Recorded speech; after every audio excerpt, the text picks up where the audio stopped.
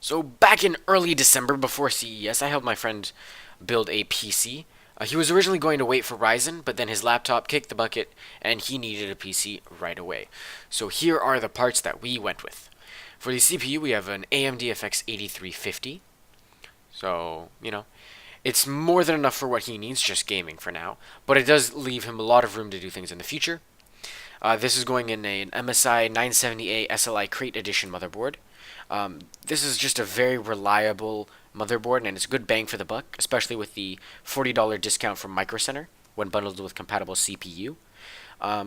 Two of my friends actually have the Z97 SLI Crate Edition motherboard, and so we know it's a good board, it works, it's reliable, it has the features we need, which is not too much, and it's just a good all-around board, and it's not too expensive, and it looks nice too, so that's a plus.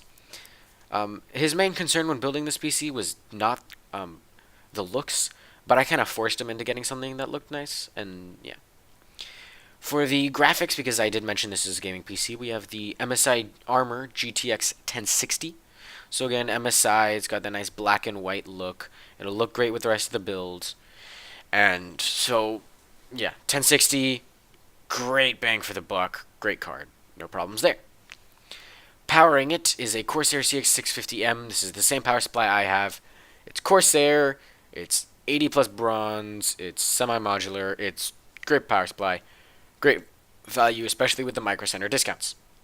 For RAM, we have 16 gigs of ballistics memory, nothing too special.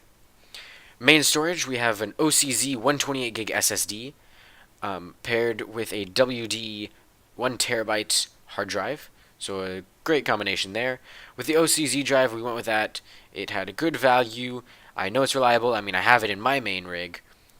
And it also fit with the colors of this build, which was black and white with a hint of blue.